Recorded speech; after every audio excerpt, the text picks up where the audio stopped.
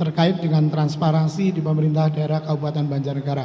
Jangan sampai Banjarnegara kalah dengan takmir masjid yang selalu transparan, menyampaikan kegiatannya, perolehan keuangannya, infak sampai dengan sisa perolehan anggaran. Nah, ini harus kita tunjukkan bahwa keterbukaan informasi terkait dengan sarana prasarana pembangunan keuangan yang ada di Banjarnegara harus dilakukan secara akuntabel. Akuntabel dalam artian semua pihak bisa melakukan monitoring dan evaluasi, melibatkan seluruh elemen masyarakat, mulai dari masyarakat, anggota legislatif sampai dengan pihak-pihak terkait yang bisa melakukan proses pengawasan dan pemantauan. Yang kedua, apa yang akan kita lakukan yaitu dengan tadi melakukan re-eventing government. Bagaimana OPD yang di Banjarnegara bisa menjadi entrepreneur yang akan mengerti bagaimana keterbukaan informasi publik itu bisa transparan, bisa akan terketemu.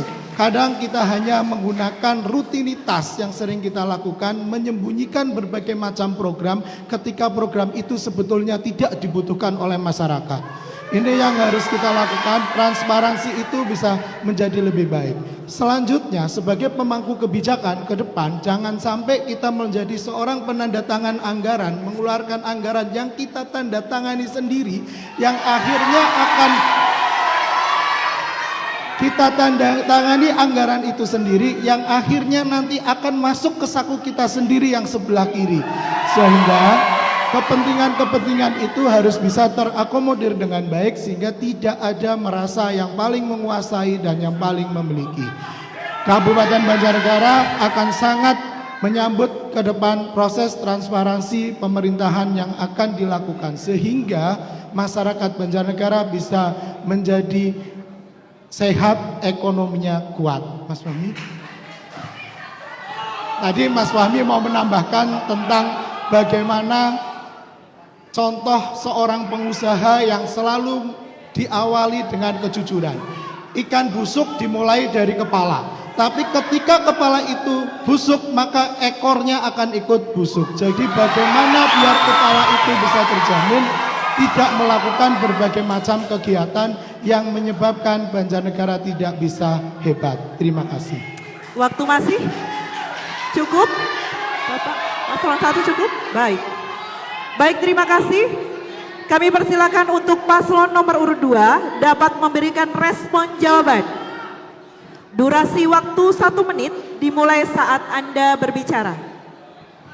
Terima kasih terkait dengan bagaimana untuk melakukan reformasi birokrasi yang ada di Kabupaten Banjarnegara. Yang pertama adalah harus meningkatkan zona integritas. Saya sepakat tadi bahwa ikan itu ada kepalanya. Tapi bagaimana kepala ini tidak usah menjadi busuk seperti apa yang disampaikan oleh pasangan calon sebelah. Kami hadir di sini ingin menjadi ikan yang utuh bersama masyarakat sehingga tidak ada lagi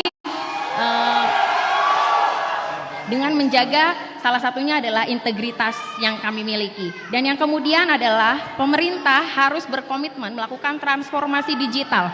Sehingga apa? Tadi apa yang disampaikan oleh pasangan calon sebelah bahwa terjadi tidak transparansi dan lain sebagainya tidak akan mungkin terjadi jika transformasi digital berlaku di Kabupaten Banjarnegara.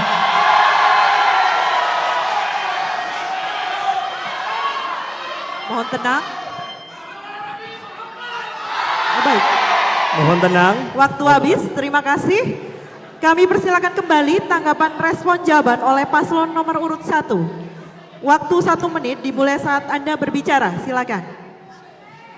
Ya, zona integritas. Tadi disampaikan mengenai zona integritas dan transformasi digital. Kadang zona integritas itu tidak akan bisa berjalan ketika masyarakatnya tidak bisa mengerti mengenai